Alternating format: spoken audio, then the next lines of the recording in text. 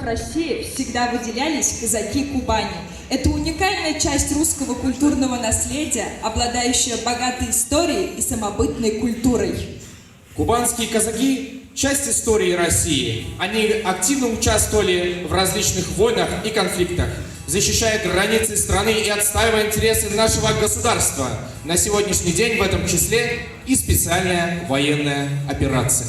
Встречайте бурными аплодисментами Первиза Керимова с казачьей песней. Руководитель Ольга Михайловна Алексеева.